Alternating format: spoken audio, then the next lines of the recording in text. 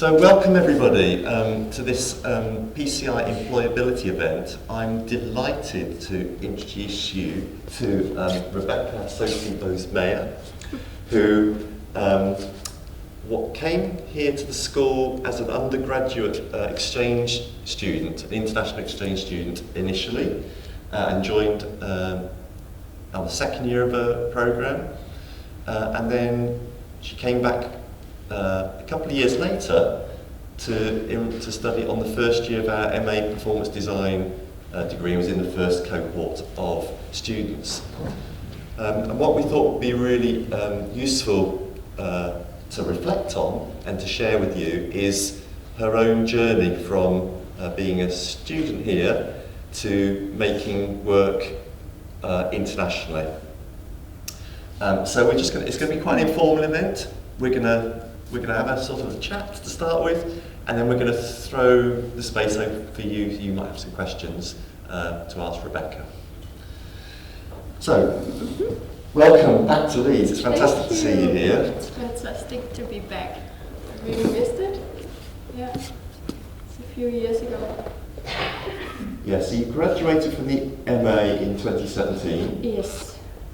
Can you just chart for us what your journey was from a graduate of this school to how you began to make work and develop a career in the arts after your experience here at Leeds?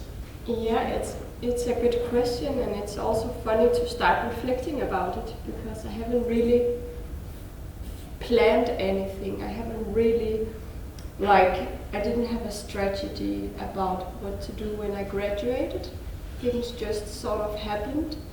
Yeah, should I start? That's interesting, because from an outsider it looks like you've got a much more strategic approach to how you developed your work, but what you're saying there is actually it's been taking advantage of opportunities that come along.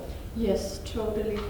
And also it's really only within the last maybe 2 years that my practice has sort of come together with a red thread, because I have a very varied background, and yeah, as you can see, I have a musical background. I used to sing in the National Children's Choir and Girls Choir, and thought I was going to become a singer, and I studied musicology and thought it was quite narrow, and became more and more interested in performance and theatre.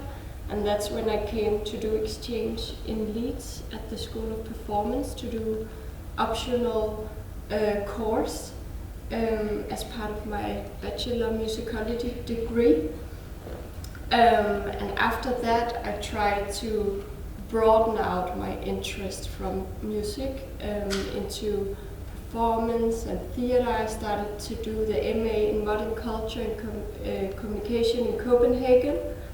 And I really loved the academic side of it, but in Denmark we have it's very separated, academia and practice. Either you go to music conservatory and you become a musician, or you go to university and you study the theory and the history and the culture. And I really wanted to have both parts, and that's what I realized I could have in the UK, where it's much more mixed practice with academia. And that's when I came back here to do the MA in performance design, and I still didn't know what I wanted to do at all. I was just trying to explore, and became then more interested in sound as a scenographic material. Sonic scenography, and how to play with sound in space, and how to perform with sound. So I grasped something from my background, but I didn't know exactly what I was going to do with it. And then I graduated in 17, and then I just did a few internships with theatre companies I really liked. I think this is really important, because to me you seemed like you were always engaging with practitioners in a voluntary way, even before you came to Leeds in the first instance. So you were active in making connections with companies. Yes. you want to say a little bit about how you did that? Because this is we might call this networking, but also in terms of gathering really valuable experience with key companies. Yeah, I think it has given me so much to follow artists and follow their work. And I don't know how it started. I think just the opportunity came up to do an internship with Hotel Performer, my favorite Danish theatre company. And I applied 2 times. I didn't get in the first time. I came to Leeds. I got some more experience and I applied again for this internship. And something there about being persistent. Yeah, persistent. And I think it's also one of my biggest strengths to ask for help and to reach out. And I think those are really important because it has got me really far actually, just reaching out. Don't be scared and try. And of course I get a lot of refusals as well, and not everyone answered, but it's really what got me into the world of theatre, because it's quite a closed off little bubble, at least in Copenhagen, and you need to know the right people. So internships is really a good way of getting a foot in and start making connections, and it might not pay off immediately, but then along the way it really pays off later. Yeah. Great. So once you graduated from the MA here, you built some additional experience with other companies in Denmark specifically. Yeah. And then how did you get to make your first piece of work? Well, my first piece of work is a pretty big work that developed over many years actually, and it kind of started with my MA when I wrote my thesis about virtual reality for theatre. And after graduating, I made it into an academic article. So I researched a lot into the potential of virtual reality, and that was actually based on a performance I went to in Copenhagen with a company called Musicology. And they did like a 1 hour, 400 square meter big live VR installation. And it was my first time trying VR, and I was just mind blown. I was like, this is fantastic. It was like diving into another world, and very spectacular and very different from anything I've tried before. So I decided to write my thesis about it, which I turned into an article. It wasn't that easy. It took 2 years of turning it into an article.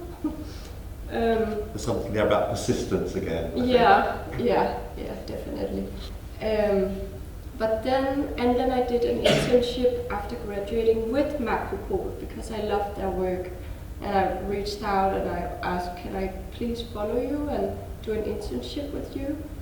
And that's when my first project took shape, of fusing my musical background, opera, and with new technology, virtual reality. And I started to think of the idea of creating a virtual reality opera. I thought this has not been done before, so I have to try to make one. And that really took years of developing the concept, and then it took 3 years of developing the work, and it just premiered in August. So that was my first very huge project. And then of course I did smaller things along. And I think that's also what helping me having a freelance career is to have still a varied practice and to do small project, middle project and big projects, and not put all my eggs in one basket. So that's that's what I'm trying to juggle in with. Do you want to share some of those smaller projects? Yes. Let me see.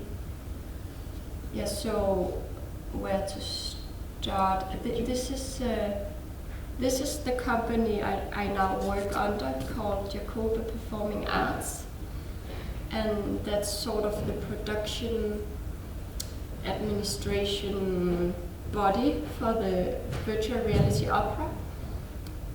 Because it's such a huge project, I needed to have a company to administrate the funding money and everything.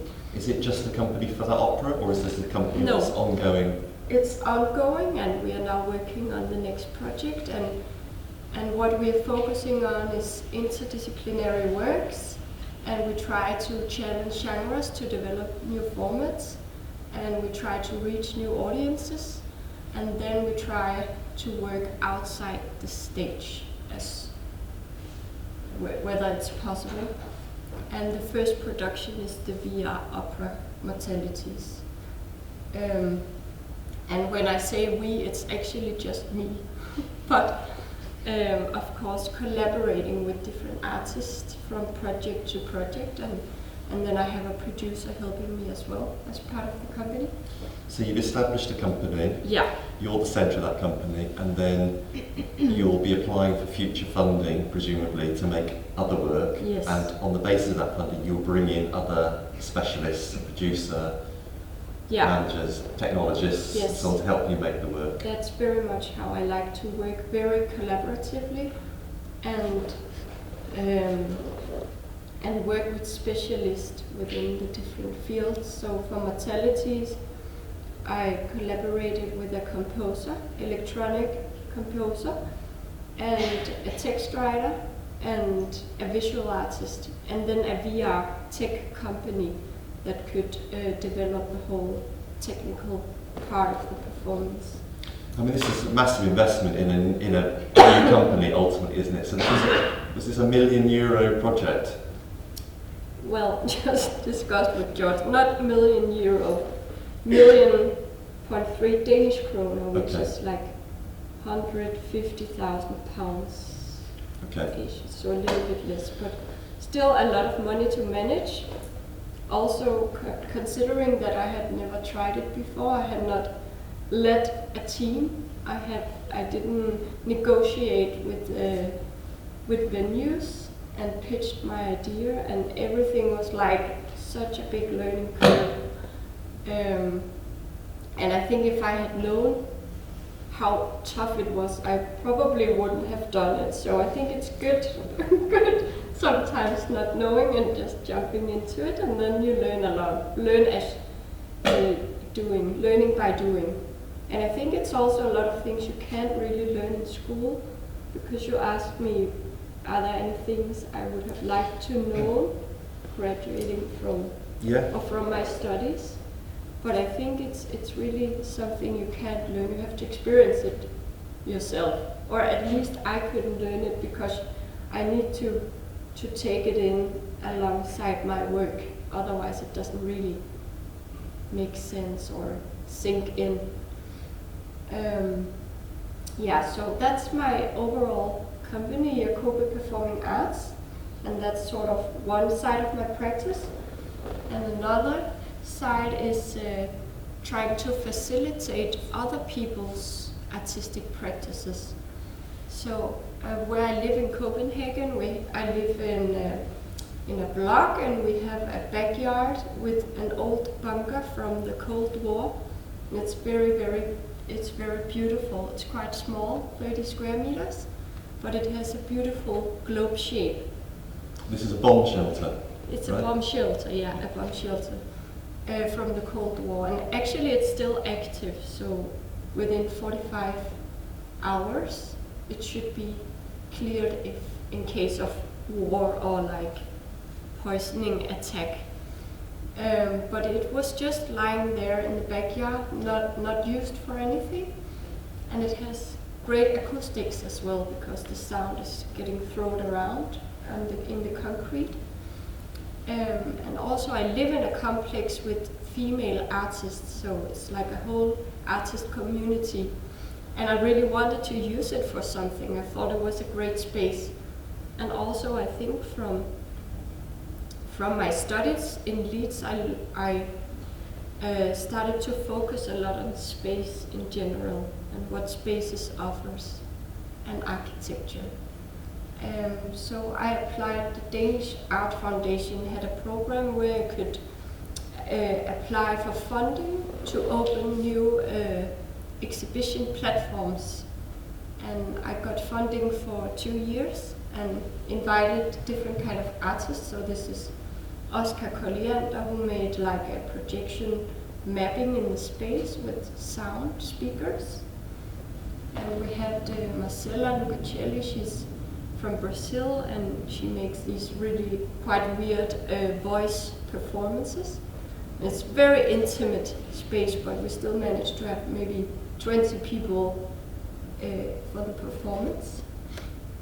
And Judy Sue from New York, excuse me, doing a little projection on a small toy train running around like an installation. So we had really quite a lot of different kind of exhibitions that could really transform this small space into small different worlds. And I really enjoyed that, and it was not about me and my work, but instead facilitating for other people and also make art accessible.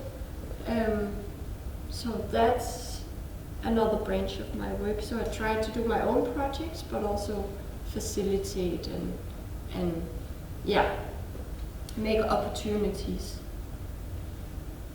Yeah. And these are just some theater companies, which you probably know Punch Drunk, but the rest are like really good Danish companies if you want to check it out. Quite immersive, interactive stuff. And you've worked with a lot of those. Yeah, I did internship with Hotel Proforma and Fix and Foxy and Macropol. And they are doing all really, really great work. Yeah. I had some videos, but I don't think they're working. Fix and Foxy were at the Edinburgh Festival last year, a piece called Dark Noon, which was very well received, brilliant piece of performance. Yeah, I think you saw that in Copenhagen. I did see it in Copenhagen, yeah. Back in 2019. Yeah. Mm-hmm. And now VR Theatre, so that's Macropole, That's isn't it? Macropole. It doesn't work, the video. And then, then I did a few residencies and mentor programs, which I think it's great opportunities to extend your network and to work internationally. And there are a lot of different opportunities, like both paid and unpaid residencies all over. So I went to Budapest, the Spatial Sound Institute, that has a fantastic, if you're interested in sound setup, with 40 speakers in 4 layers and subwoofers in the floor, and then you can compose sound in the space. It's quite fantastic. And I went to the Danish Institute in Rome as well, just to focus on my practice. And I really like to get away and to have these focus periods for my work. And where did you find out about these opportunities? Good question. I think social media, actually. Instagram, Facebook. I think I got all my internships through Facebook posts. Really using social media a lot. Yeah, that's quite important. And the same is true in this country. There's companies like Blast Theory, for example, who are working in this kind of area that offer internships for young artists to work with them to learn something of the craft of, in their case, making digital and live performance. Mm-hmm. So yeah, it's a good tip then, isn't it, to build networks through social media to find out what's going on, what opportunities arise. And sometimes these come up very quickly with short deadlines. which means that people perhaps don't have the time to prepare to apply for these. Yeah. And that's actually what takes up most of my life right now, is applying for funding and residencies and open calls. It's like maybe 80% and then 20% art. Yeah, it's a lot. And then mentor programs. I don't know if you have those, like talent programs or mentor programs. Tell us a bit about those. The UK, but at least we have in Denmark and in Scandinavian countries, we have mentor programs where you get paired with a mentor who is somehow, doesn't even have to be within your field, but well, the ones making the match just, yeah, I don't know, they can see that you could get, I don't know, they try to make a match. A good match, it could also be based on whatever you need, business development or career development or artistic development. And I was part of 2 different mentor programs, one in Denmark where I had a mentor who works with dance and choreography and new technology. And then I had a mentor in Finland who was a producer helping me, or like not helping but giving me advice on business models and how to lead a team and all of those things. And it has been quite good actually, also both to get advice from a mentor but also to meet other mentees in the field and extend the network. So I could really recommend that. So those areas where you received mentorship, were they specifically in relation to the VR opera, or you talked about dance and new technology and then producing, so is that linked to the work you were making, or not those were particular skills you wanted to develop? That took up a lot of my brain capacity in that period, but it was more on my overall practice. Yeah. And also it's up to the mentor and mentee to define, like what do I need from a mentor. So that's you thinking strategically about your own development needs as an emergent artist, and using those opportunities to think about developing specific skills. Yeah. I think for me what I got most out of was the network between other mentees and also knowing people within the field. Can you give us an example of that? Maybe where there was a useful connection with someone else you met as part of that program?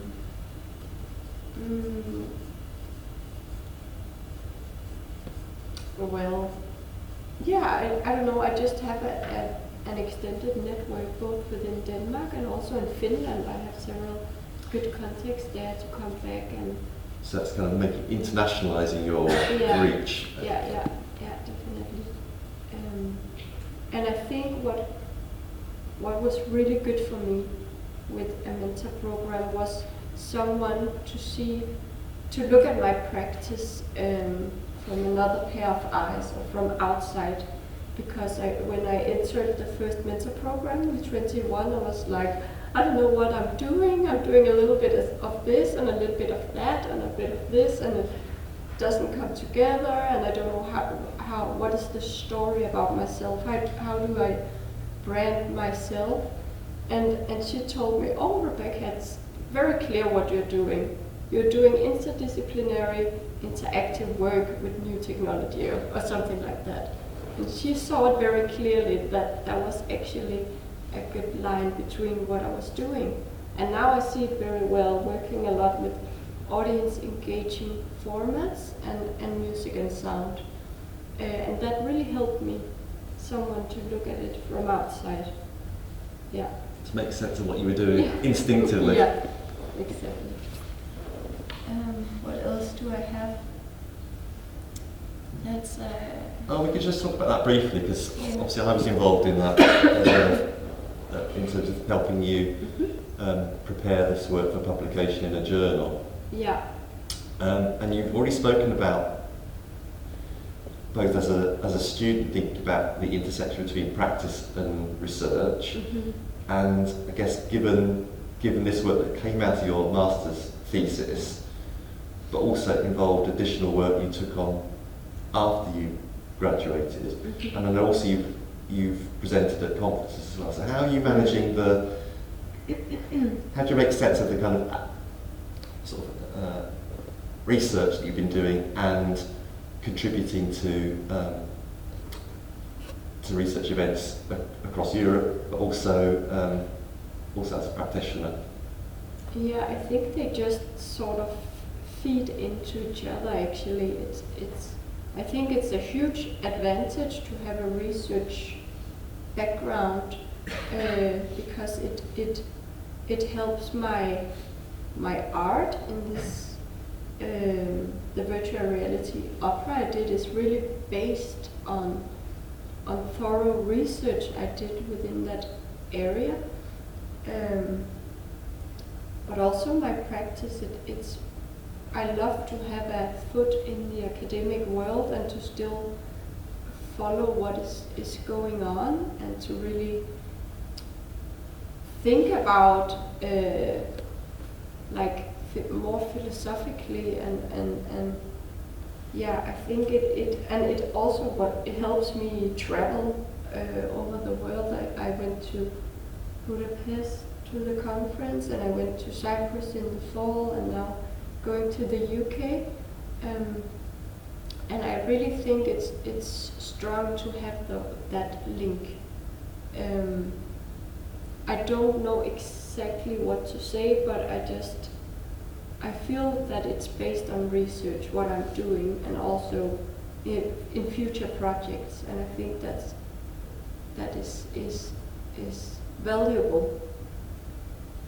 Obviously, you're presenting a research event here this afternoon. Yeah. Are you thinking about using your practice in the VR opera as material for an academic article? I don't know. I still feel I need a break after the last article, although it came out in 2020. It's really tough work, but yeah, who knows? Could be. Do you want to share something of the opera? Yeah. Yeah, I have a little short trailer and I have a longer trailer, so I'm just gonna play this one first. Jeg havde lyst til at skabe en ny slags opera, som både kom med et nyt narrativ, men også som gav publikum lov til at træde ind i operaen i deres egen krop og mærke musik rundt om dem som en total oplevelse.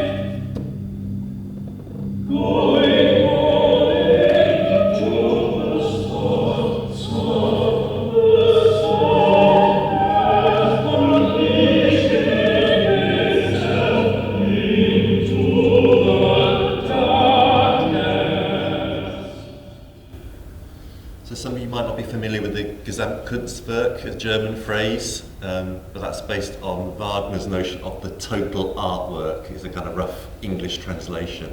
So I guess what Rebekka's been doing here, thinking about a contemporary version of that idea of a total artwork where you're immersed in this combination of the VR world and a mixed reality environment. Mm-hmm. Yeah, exactly. And yeah, when I started to do the project, I have this hate-love relationship with opera, because I love obviously the singers' voices and the music, but I often feel quite distanced from the stage, the very flat stage, and also the narratives.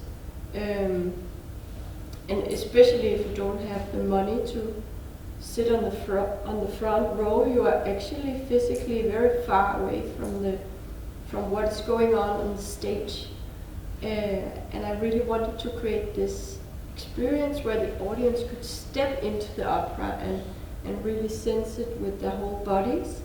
And I think it aligns very well with Wagner's idea of Gesamtkunstwerk, this 360 experience, total experience that VR could actually enable.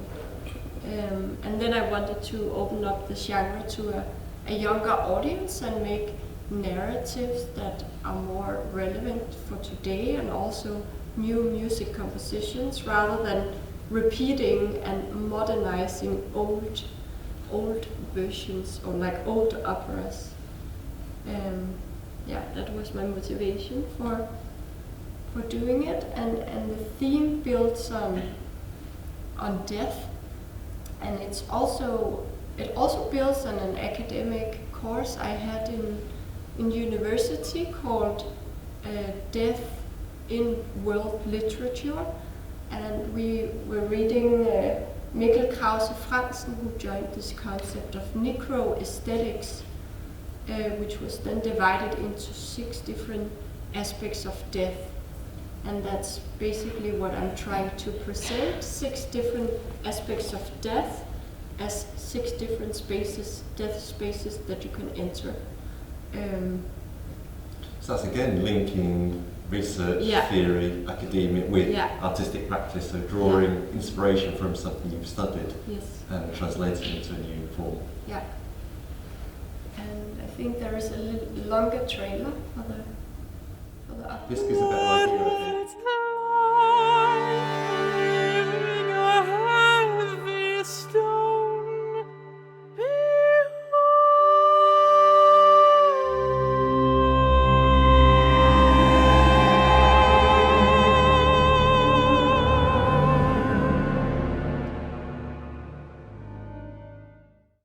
Without the cold, you are nothing.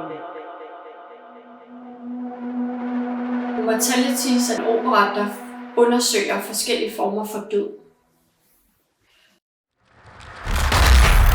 I'll leave my three-dimensional dreams behind. Jeg hedder Rebekka Sofie Bohse Meyer, og jeg er kunstnerisk leder og instruktør på VR-operaen Mortalities. Jeg fik ideen til Mortalities for en del år siden. Jeg har både arbejdet med VR, og så har jeg også researchet på VR og skrevet om dets potentiale for teaterforestillinger. Jeg er meget fascineret af VR's evne til at skabe de her sanselige og spektakulære totaloplevelser. Samtidig har jeg så også været fascineret af opera altid, og særligt af operasangernes stemmer. Og jeg havde lyst til at skabe en ny slags opera, som både kom med et nyt narrativ, men også som gav publikum lov til at træde ind i operaen, deres egen krop, og mærke musikken rundt om dem som en totaloplevelse.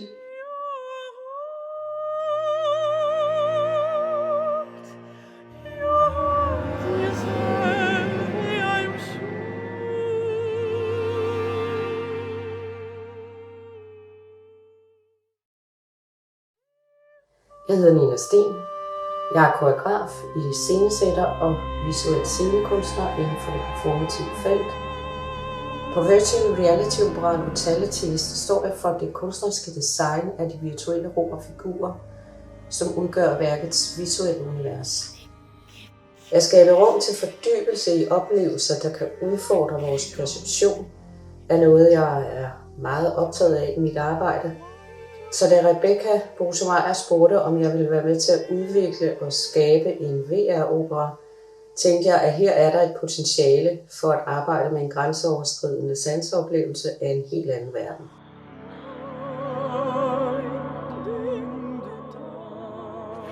Den oplevelse, som man får af teksterne i værket i kraft af Søses musik, er jo helt vild nærhed, som sådan set ikke vil være mulig i virkeligheden. Og det er jo noget af det, der er fantastisk.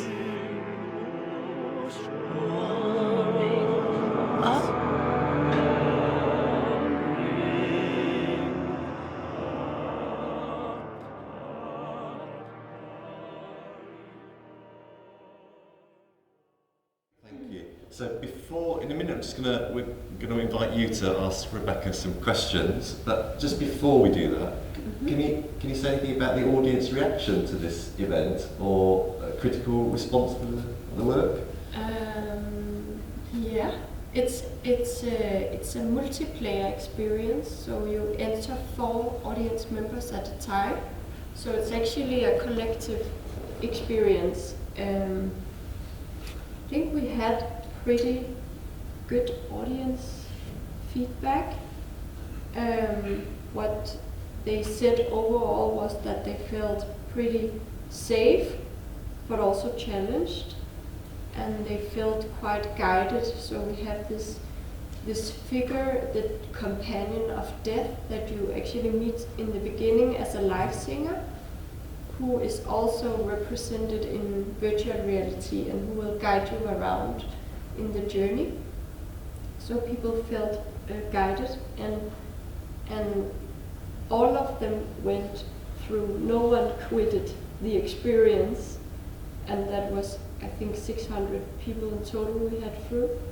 So that was like a big success, because you can get quite dizzy and VR is not for everyone. Yeah, what? VR is not for everyone. No, but we had a really, really varied audience, which was fantastic. Like a lot of young people, and a few elderly people, and someone that looked like businessmen and couples, and not a usual opera audience, which was very, very great.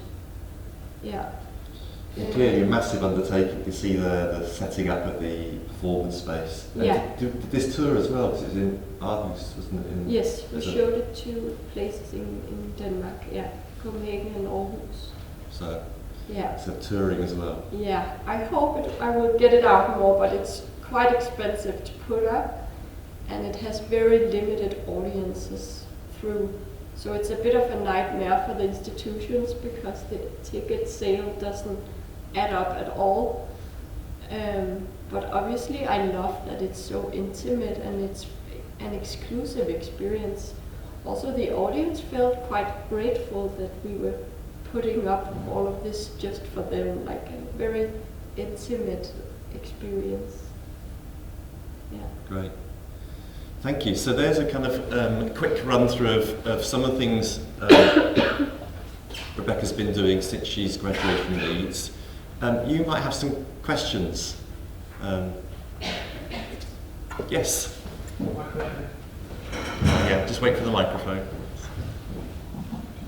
Hello, Rebekka, welcome back. Thank you so much. Congratulations to this whole work. I mean, you're a true inspiration for us. I've got several questions, but I'm going to start just with one. About the VR reality in opera, you said that the audience really enjoyed the experience and they felt safety. And I was wondering about, in VR, there is this alienation from our own bodies. There is actually a disembodiment. So did they comment on this? Did that have an impact? Or, for you as a researcher and the creator of these work, do you feel that perhaps an augmented reality could be like a more, the fact that you can sense your own body and lead it throughout space instead of the virtual reality? Yeah, thank you for your question. It's a really good question. I didn't really consider augmented reality because I never tried a nice augmented reality experience. I think it hasn't gone far enough yet, but it's moving super fast. And I kind of like the idea of totally losing yourself and diving into something and letting go of your body in a way. I mean, you don't let go because you become very aware of your body also in VR, because you have to find your balance and almost start everything anew, like how do I walk, where are things to locate yourself. But we did have some feedback from the audiences, so as I said, it's a multiplayer experience, and you couldn't see your own body, but you could see like a red head of the other participants, and also a beating heart under the head. And actually in scene 2, the heart is taken away from the audience and like sucked into a big stone. And almost everyone commented on it, that they really didn't like that someone took their heart. And it was quite funny because they only had this heart for one scene, like maybe 3 minutes, and they already really identified this heart with their own body. So you become quite sensitive in that way. Yeah. That's great, thank you. Thank you very much. I've just had an experience in China, in a VR experience, where using the same headsets actually, that where the other person in the space was formed as like a ghost-like character, so you actually felt safe in the space because there was another human figure there moving with you, strangely. Okay. So, which differed from any other experiences I've had in VR. Yeah, but it's a good question, and it was really a challenge because it was also a question of money, whether we wanted to make really nice avatars that could move. They needed to be modeled and tracked, and it was like a big work, so we decided to do it very, very simple. And I think it was quite fascinating because people could even identify each other. So if they brought a partner, they could find each other only based on the movement of the heads. So they would go towards each other and they would make a little dance, and then they could identify their partner, and then they would hold hands. So it's like how funny how much you can get from only like a face or like a head. Yeah. Yeah? That's it. Oh, thank you. George for next. If our student wants to apply for the position and work for art organization or work for theater, art industry, what kind of skill or ability you will recommend us to practice to do preparations? That's probably hard for me to answer because I don't work with an institution. I'm freelance, I work for myself. So actually I have no idea how to answer that question. You would probably have to ask Scott. Do you mean if you're approaching a company, what? Or do you mean like for a theater or opera company, sort of, if you want to work for art organizations? Yeah, in how do you approach them in the first place? Yes, what kind of skills or what kind of ability is required? So think about when you first applied to Fix and Foxy or to Hotel Pro Forma. How did you sell yourself for them to take you on? What were you looking for, and what were they looking for? Do you think? Yeah, it really depends what company and institution it is, because with Hotel Pro Forma they had a whole procedure, an open call. You had to write a motivated application, and with Fix and Foxy I just reached out. I just emailed True Being, the guy in charge, and asked, hey, can I come? Can we have a talk and a coffee and talk about opportunities for internships? So it's just about reaching out, but I think an internship is really good before applying for a job position, trying to learn and understand what kind of skills you need if you want to apply for a real position. Thank you. And so when you reached out to the director of Fix and Foxy, did you, in your first approach, did you say, I've got these skills already? Or did you say anything about yourself? I can't remember because it was in 2015, but I was very honest, I think, and yeah, probably wrote a short text about myself and tried to get a meeting, and then you can pitch yourself a little bit more, and then I just took whatever they offered me. Yeah. Great, that's really helpful. But I really have good success with just reaching out. I think that's also why I got so much funding for my first project, even though I didn't really have a name in the Danish art scene, but I reached out to really well-established artists who liked my concept and my ideas, and I got them on board. And then I had a really strong projects and good names to then apply for funding. So you built a proposal for something you wanted to do, you put together the people that you wanted to work with, and then on the basis of that strength, you then applied for the funding. Yes. And I didn't think too much about it. I just reached out to whoever I wanted the most to work on that project. And then I was mostly lucky. Of course, someone said no and I had to find others, but don't think too much about it, just do it. That's my advice. Okay. George. Thank you, Rebekka. I've got 2 questions for you. Obviously, MORTALITIES was, it involved 12 different organizations, from what I've seen from the logos there, and 1.3 million. So we're talking about managing a huge budget, and I would like you to tell us a bit how can somebody do that first time round. And secondly, about that fantastic banker space, I would like to know, did you discover this, and what procedures did you have to go in order to secure it regarding health and safety, risk assessments, and all of those very realistic concerns that somebody needs to have working in a site-specific space, please? Yes. I think for MORTALITIES, again, asking for help, I was very lucky to find a good producer who wanted to give me advice. So he has a full-time job, so he didn't work. He did work a few hours for me, but not full-time at all. But he was very good at giving me advice on how to approach venues and how to manage big applications and huge budgets. And in the beginning I was doing everything myself, also the accounting programs, but then I realized that I needed help if I was going to have a healthy life, and I found an accountant and I paid her to help me manage the company account.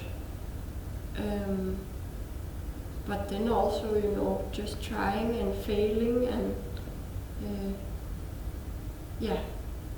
I didn't have a plan actually.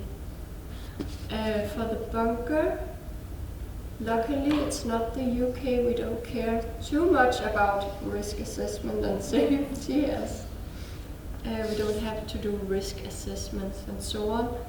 But actually it is owned by a big half-private public organization, the firefighters, and I don't know what is that called. That kind of what? The fire service. Fire service, yeah. They manage all the bunkers. We have more than 100 bunkers just in my area in Copenhagen, and a lot more in all of Copenhagen.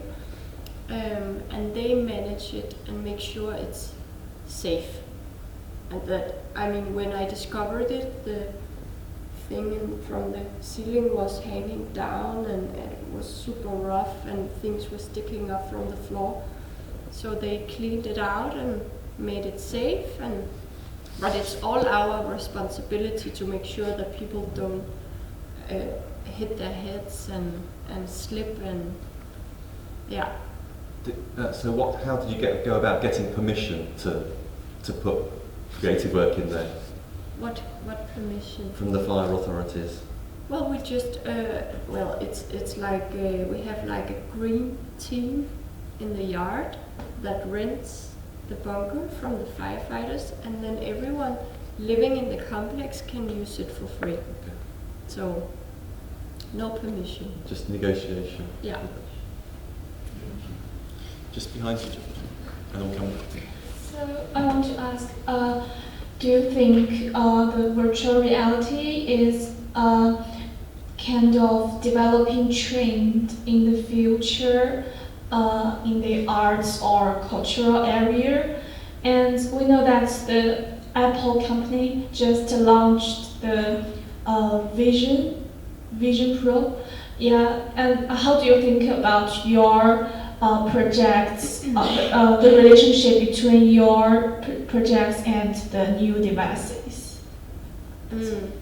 Yeah, that's also a good question, because I think my project is probably outdated in a year or two.